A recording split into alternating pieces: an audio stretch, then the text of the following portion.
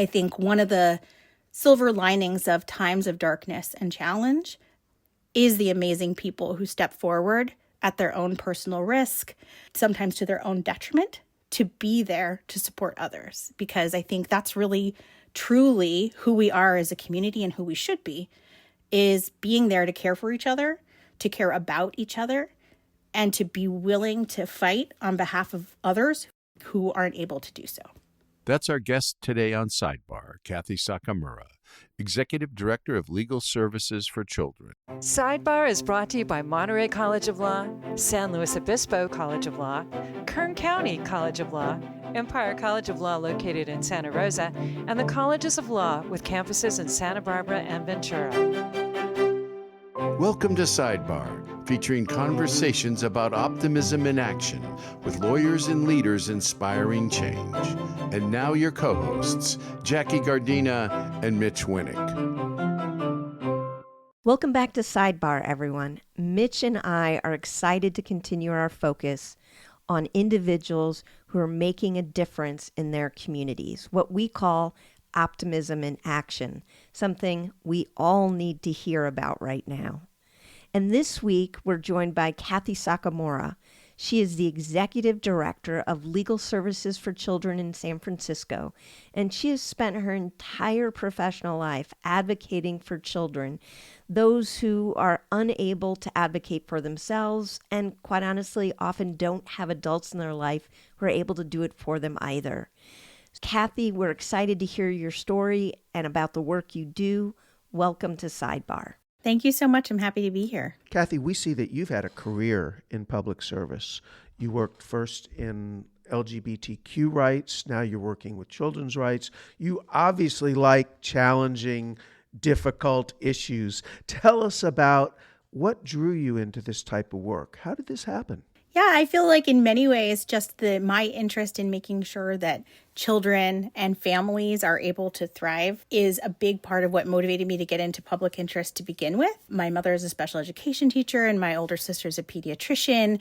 And we just always had a lot of focus on children and families and the importance of children feeling supported and having a voice and families having the supports that they needed to thrive. And that led me to doing family law work with LGBT families originally, which was the first part of my career. I had an amazing experience doing litigation and policy and legislative work to keep families together and also working on child welfare issues that impact LGBT families. Really, in many ways, I was driven to the way I did that work of taking a child's perspective in family law, what children see, who children see as their families, I think is very important. So when children see who children see as their parents, who children see as their loved ones, and having the ability to be supported and be with those people, I found to be really important, in part because I actually was a law student intern at Legal Services for Children when I was in law school. And it really inspired me to think about children and youth's rights from the perspective of what they believe they want for themselves, for their futures, and for their families. And that's really the driving force of what Legal Services for Children has always done. One of the things that fascinates me about the organization, I have a master's in social work, and I did outpatient clinical therapy with kids and families for several years before I went to law school. And one of the reasons I went to law school is I felt like I was bandaging kids up and sending them back into a system that was broken. And what your organization does is actually combine social work or mental health care and systemic change with the legal services. Can you talk a little bit about how you integrate both that medical and legal piece? Absolutely. We think that when children need a lawyer, it's usually because there's a crisis or a trauma in their lives. And we believe that they can't just be served by solving their legal problem. If you take a child who's experienced trauma, who's in crisis, and you solve the legal problem that they may have, they're not really set up to thrive. You need to address their other needs holistically. So that's why we pair clinical social workers who can do case management, who can look to the child's mental health needs, help them achieve their goals beyond just the legal goals they may have, really sets them up for success. So if a child can't live with their parents and they are seeking a guardianship, They need the legal help to get that person to be their legal guardian, to be able to care for them, but also clinical social workers to help them obtain mental health services, to have therapy, to find a new doctor if they've moved, to enter a new school, enter into the kind of after school activities that they want to be part of, and think about where they want to be after school. Get ready to think about college or a career, all the things that young people need to start preparing themselves to thrive in adulthood. It's very important that that gets addressed at that time and that they can be on a path to success. Kathy, how do you get word out for these types of services? Because my daughter also works in your field. She's about to get her master's in marriage and family counseling. She's worked in residential centers where these were children. They were trying to transition into being fosterable, just the hardest of the heartbreaking. How do you get that message out, and how do you get it out early enough so that it can, in some cases, avoid those circumstances? Well, we have a lot of wonderful partners at medical and mental health facilities and other services that serve youth in other ways and children who contact us if they have a young person who may need our services. We also have close relationships with schools, and many of our social workers and advocates and attorneys will go into schools and do presentations of kind of understanding your rights and do, clinics and intake at schools with young people who may be experiencing challenges. We also have close relationship, of course, and work with the programs that support foster youth in San Francisco. Our attorneys are one of the attorneys that represent children who are in foster care in San Francisco. And so the court also assigns us to represent children, and then they can access other services as well. The last thing I want to point out is that we also serve immigrant children, and both immigrant children who are in the community who are undocumented, and then we also serve children who are in detention by themselves. So children who've come to the country without their parents, who end up in detention alone. We go into the detention facilities and meet with every child in the local detention facilities and provide them with services, both from social workers and attorneys. I want to put that in context for listeners who may not be familiar with the immigration system and detention. How is it that you're alerted that there's a child in detention, given that there's no right to counsel or anything like that? So right now we're fortunate to have a contract with the federal government that under the contract, we serve every child who comes into certain detention facilities. And with that, we are able to have access to a certain amount of records, at least when children are coming into facilities, so that we can go in as soon as they arrive and meet with them and have a social worker meet with them and find out what their needs are. Do they have a legal claim? Also to look at, do they have what they need in those facilities? Do they have family? A lot of what we do is to try to see if they do have family in the United States that we can find who can take care of them. Well, and I noticed that you do use private funding or philanthropy, but you also do have federal funding, and obviously through contracts like this or other types of grants.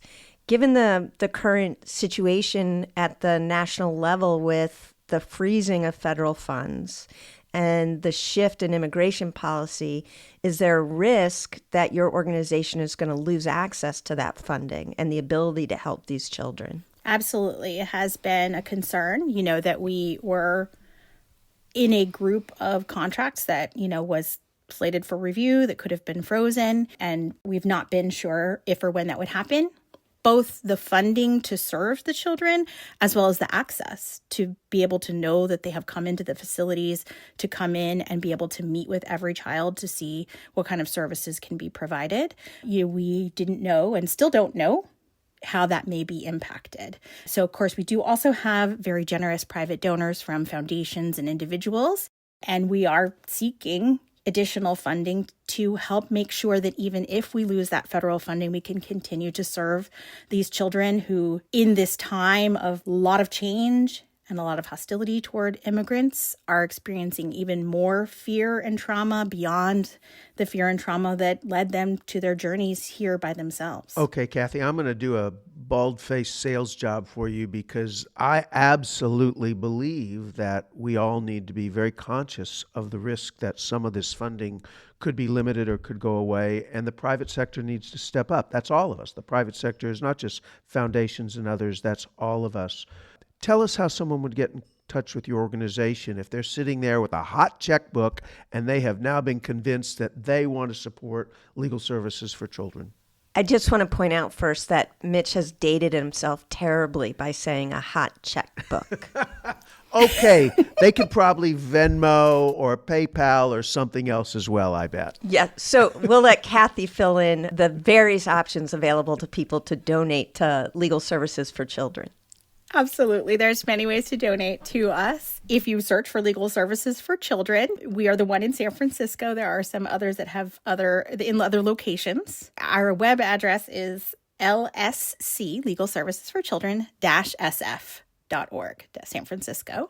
We're based in San Francisco. There are many ways to donate on our website there. You can also find us on LinkedIn, Facebook, Instagram. We have pages there if you just search for Legal Services for Children and ways to donate that way as well. And it's absolutely true. Even when the government is providing funding to serve children, it's never enough to meet the need, even when there isn't a risk of losing it.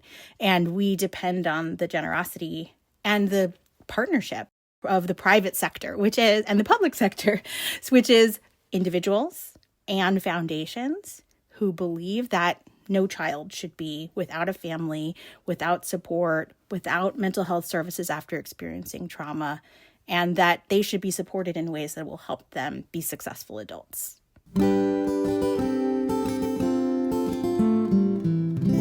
Like so many of the guests on this show, I went to law school because I wanted the tools to create change. If you have that same passion, and you want to develop the necessary skills and knowledge in a nurturing environment built for working adults, join us at Colleges of Law with both in-person and online learning options. Take the first step to building a better future for you and your community at collegesoflaw.edu. So Kathy, you guys have been obviously successful in San Francisco, a large city. We have listeners all over the country. Let's say there's someone in a community that says, dadgummit, we need something like this. We desperately need this type of a service to help us. How would they go about getting started? If you were being called as an advisor to someone in another city, they say, we love what you do, we want one too, but we don't know how to start. Absolutely. Well, there are children's law offices throughout the country in various places.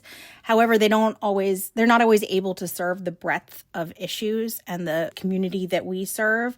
Many of them are focused, for example, just on serving youth in foster care, in part because of the resources that they have available to them.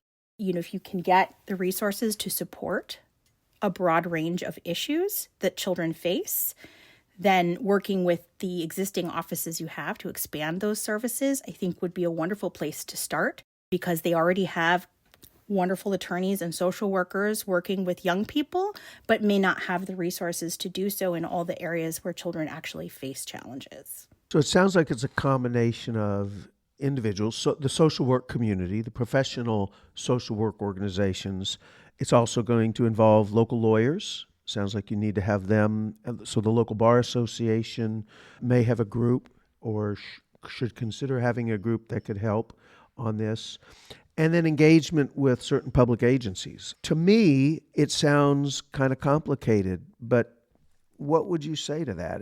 Don't be put off by that. Just start the steps along the way. Absolutely. I think there are so many wonderful service organizations that were started by people who had a dream to serve a part of the community that they saw wasn't being served, who had a desperate need for support.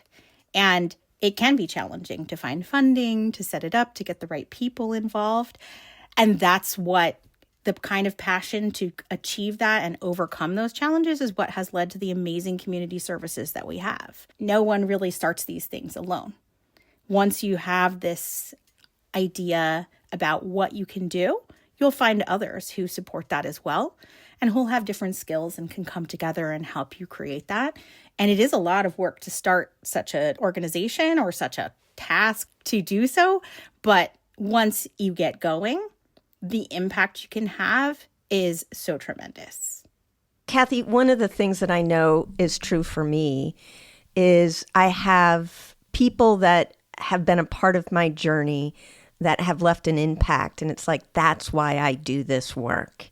Is there a particular story or narrative that stands out for you that you use as your beacon to say, this is why I do this work? I think it's a couple of different things. First, I would say early in my career, meeting child advocates who truly had this vision of serving young people in a way that's authentic to the young person's goals, whether or not we might think they're the best goals or the easiest to achieve, that was not only a way to achieve their goals, but a way to get them started in thinking and being prepared to be an adult who has to make their own decisions.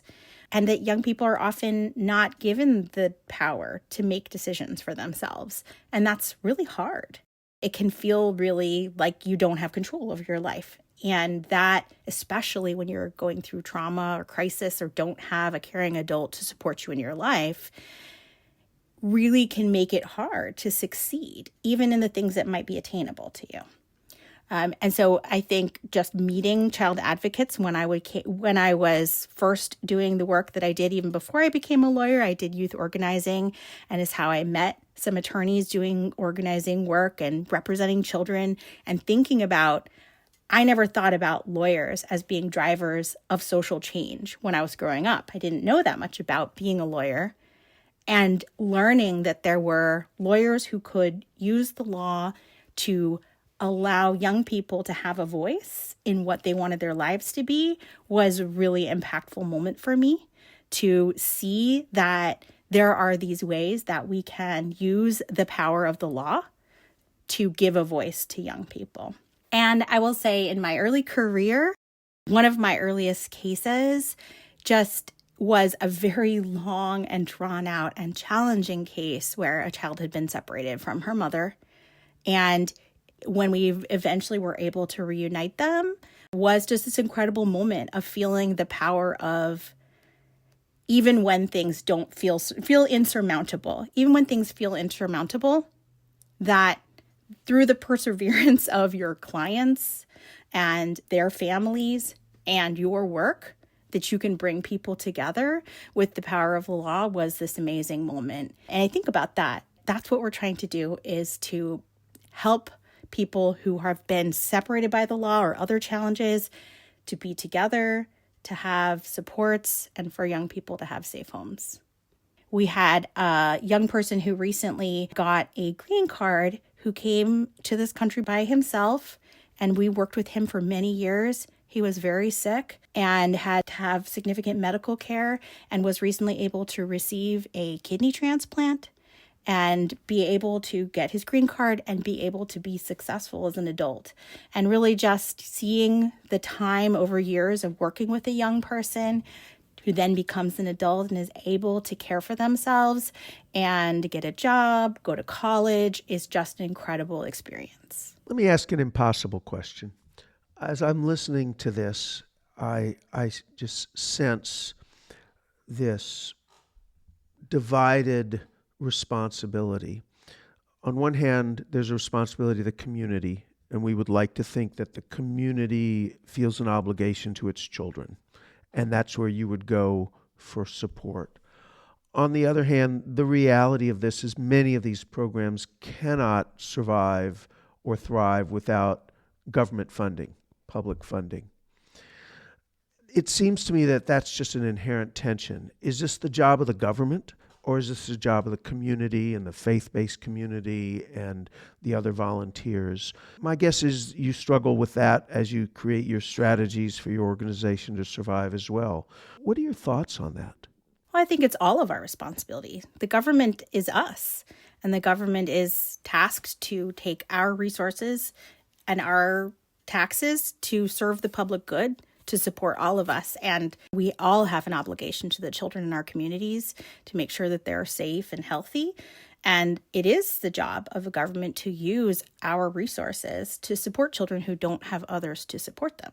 It's also our community obligation and the obligations of our families. And we all really, if we're going to exist in a society, have to take care of our children and make sure that they have the opportunities to be safe, healthy, to grow up, to learn, to choose their path, and to be able to be successful adults. Jackie, I want to take a moment to reflect that as we're talking about optimism in action, many of our guests say that they first started thinking about a career in public service while they were still in law school. And schools like yours and mine, Monterey College of Law, provide an affordable, convenient way for working adults to attend law school and pursue these interests. Classes are taught by practicing lawyers and judges who prepare our students to serve their community in many of the same areas that we are discussing here on Sidebar. For more information, go to montereylaw.edu. I love the focus on the public good because I think sometimes that gets lost in the current debate. But I want to talk about the private effect of the work that you do. One of the things we've been focusing on with law students, and I think it's becoming more of a norm in the legal profession, is well-being. You're working with kids who have been through an incredible amount of trauma. You're working with us inside a system that isn't always working at its best or in the best interest of those youth. What do you do and what do your coworkers do to take care of themselves to allow them to sustain the work that they're doing? A wonderful question, because of course our social workers and attorneys and advocates are working with young people who've experienced extreme trauma. Children who've been trafficked, children who have been abused or neglected, abandoned, have experienced extreme violence. And even just to pursue their cases typically involves making that child or young person tell you about what happened to them, which, is difficult for that child and for you to hear and make them relive it and tell you about it. And that can be really hard. And I think that's one reason why comparing social workers and attorneys and advocates is such a wonderful way to approach this work, is that they can support each other. The social workers remind us attorneys that we should, that we need to think about our own mental health and how we are taking in these stories, as well as helping us approach that work in a trauma-informed and healing-centered way. That if you do have to talk to a young person about an extreme trauma they've experienced, how can you do it in a way that can help them on a path toward healing? And really, I think has helped our legal representation be designed not just to achieve the legal goal, but help that young person start their path toward healing. One follow-up question, and I have to admit this is probably more personal than for our listeners, which is you worked for many years as part of the LGBT work to further the unification of gay and lesbian families, etc. How are you handling what appears to be 2 steps forward, maybe 5 steps back? Like, what are you doing to maintain your hopefulness and your push to make sure that what you worked for is maintained or at least not completely lost? It has been very difficult to see not only what's happening to immigrant children and families under current new policies and hostility toward them, but particularly attacks on transgender people and transgender children.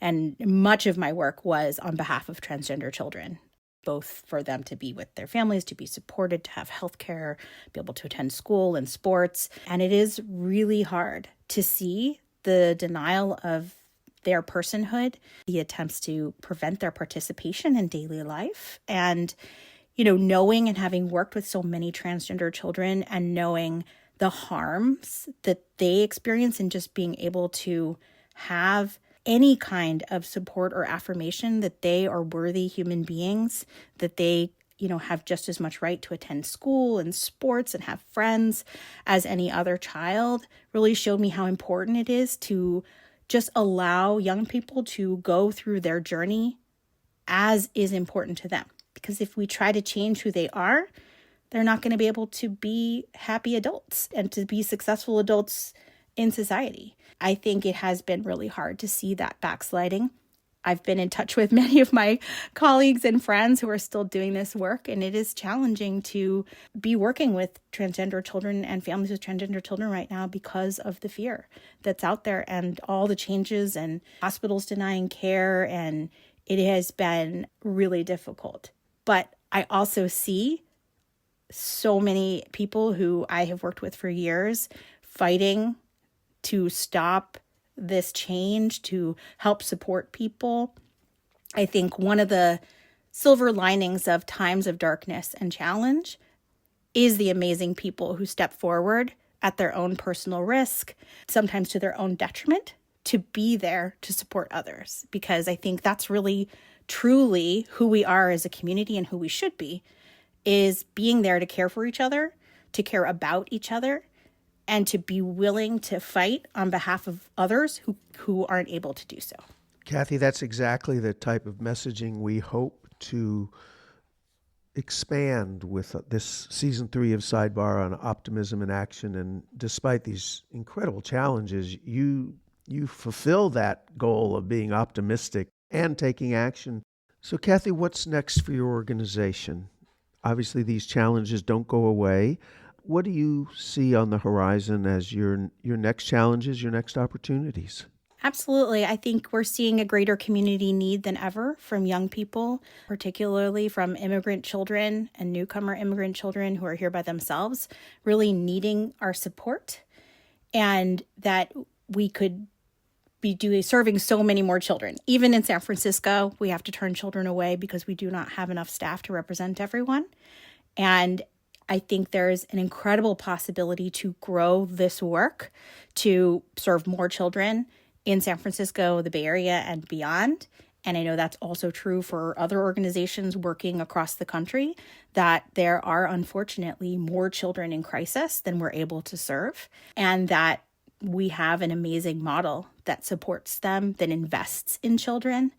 I think that when you think about a child in crisis needing legal services, it's important to think about the work we do with them is an investment in their future and their success, and that doing so can change the trajectory of their lives. Kathy, I think one of the things that comes out very strongly in speaking with you is the importance of stepping back from the demonization of groups and reminding ourselves to see them as individuals, human beings who are trying to fulfill and live their best lives, especially the children that come to the United States or those who are struggling with gender dysphoria or whatever the case may be, that we need to step back and really experience the human aspect of it. And you talked a lot about how it helps the youth kind of find their way and get on their journey and become happy adults.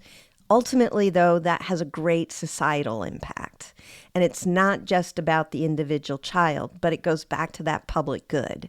It's why we want government investing in kids, because we think that raising them in a particular environment and allowing them to thrive is good for all of us. And I really appreciate the work that your organization is doing and all those across the country that are engaged in this type of work.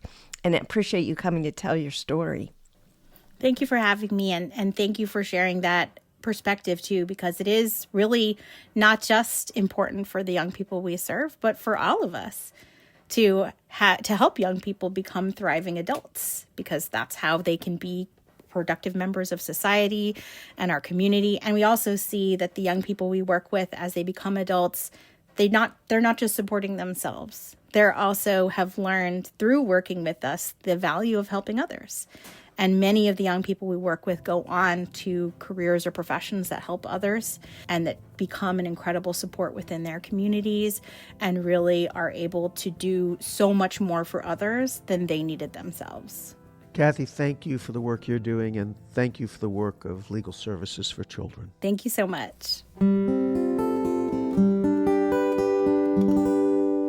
Jackie, I think interviewing Kathy Sakamura and Legal Services for Children is great timing, because it's so important for us to remember that these types of organizations and this type of work that are essential to protecting children, particularly children at great risk, are just critical. And I fear that they get lost in the shuffle.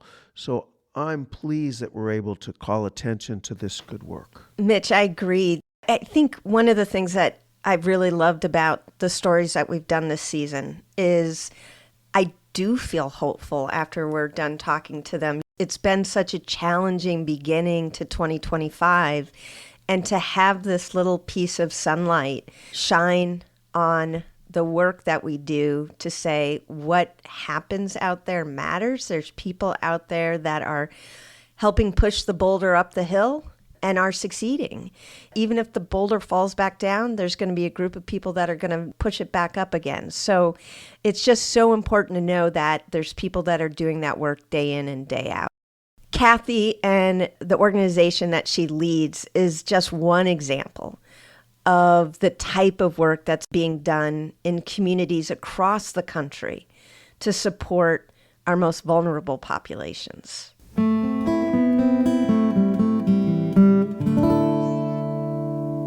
Once again, I want to thank everyone who joined us today on Sidebar. And as always, Mitch and I would love to know what's on your mind.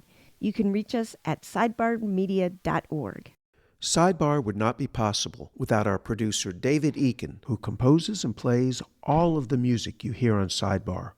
Thank you also to Dina Dowsett, who creates and coordinates Sidebar's social media marketing.